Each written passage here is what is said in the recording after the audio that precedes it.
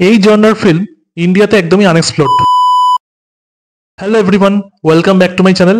আজকে কথা বলবো এমন একটা ফিল্ম নিয়ে যেই জনরা নিয়ে হয়তো ইন্ডিয়াতে খুব একটা বেশি ফিল্ম হয়নি। সিনেমার নাম হচ্ছে অগ্নি। এই সিনেমাটা অ্যামাজন প্রাইমে অ্যাভেলেবেল আছে এবং রিসেন্টলি মানে ডিসেম্বরে রিলিজ করা হয়েছে। সিনেমার মেন কাস্টে রয়েছে প্রতীক গান্ধী, দিব্যেন্দু শর্মা, সায়ামি খের, সাই তমহানকর প্রমুখ প্রমুখ। মানে বলতে পারেন বলিউডের কিছু অ্যাক্টর এবং মারাঠি ফিল্ম ইন্ডাস্ট্রির কিছু অ্যাক্টর এখানে ইনভলভ। সিনেমার নাম অগ্নি বলে আপনারা অবশ্যই ভাববেন না যে এটি কোনো ফিমেল সেন্ট্রিক ফিল্ম। মানে এখানে কোনো ফিমেল নাম অগ্নি এবং সে হয়তো কোনো সোসাইটি থেকে রিভেঞ্জ নিচ্ছে। টিপিক্যালি নামটা শোনা তো তাই মনে হচ্ছে। অ্যাকচুয়ালি এই ফিল্মটা হচ্ছে ফায়ার ফাইটার্সদের নিয়ে, মানে যাদের আমরা দমকল কর্মী হিসেবে চিনি। সিনেমার ডিরেক্টর রাহুল ঢোলাকিয়া অনেকদিন পরে একটা ফিল্ম নিয়ে আবার হাজির হলেন। লাস্ট তার ফিল্ম ছিল রাইজ, স্টারিং শাহরুখ খান। আমি এই ডিরেক্টরকে হ্যাটস অফ দিতে চাই, কারণ তিনি এরকম একটা টপিক নিয়ে ফিল্ম বানাবার সাহস দেখিয়েছেন।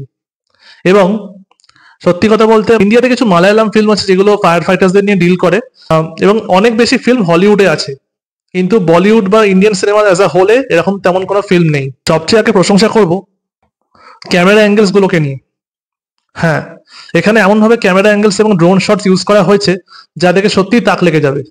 আমরা সমাজে পুলিশ কর্মী বা ডাক্তারদের যেরকম ভাবে প্রশংসা করি বা চিনি, তেমন ভাবে দমকল কর্মীদের কিন্তু সহজে নাম নিই না বা প্রশংসা করি না, কিন্তু তারাও তো নিজের জীবন বিপন্ন করে সবাইকে বাঁচিয়ে আনে, যেটা সহজে অন্য মানুষরা করতে পারে না। এই সিনেমাটা কিছুটা এই টপিক নিয়ে ডিল করছে।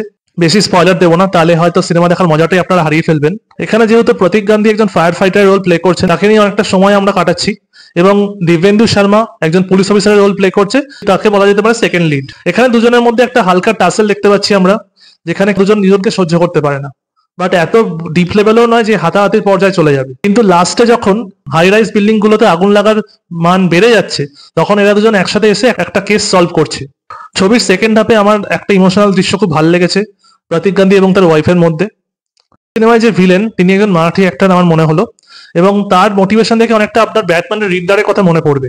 প্রতিটা শ্রেণীর মানুষই চাই যে কোথাও না কোথাও বিলং করতে। এই সিনেমাতে একটা সেন্স অফ বিলঙ্গিং আপনি খুঁজে পাবেন। ভিলেনের যে ব্যাক স্টোরি সেটা একটু ফ্ল্যাশব্যাকস দেখালে ভালো হতো, বাট সেটা এখানে দেখানো হয়নি কোনো কারণে। ওভারঅল আমার সিনেমাটা দারুণ লেগেছে, এবং আমি চাইবো এই সিনেমাটা আপনারা সবাই দেখুন। বলিউডে হয়তো এর আগে দ্য বার্নিং ট্রেন্ড সিনেমাটা আপনারা দেখেছেন। এখানে যা ভিজুয়ালস ইউজ করা হচ্ছে সেটা দুর্দান্ত, এবং একটা ইনভেস্টিগেশন চলছে, সেটাও আমার মনে হয়েছে ভালো। লিঙ্কটা খুবই কম্প্যাক্ট হয়েছে, হয়তো আরো ভালো হতে পারতো। ওভারঅল এই সিনেমাটা আমার খুবই ভালো লেগেছে। আউট অফ 10 আমি এটাকে 8 স্টার করবো। Thank you for your time. Tata, bye by.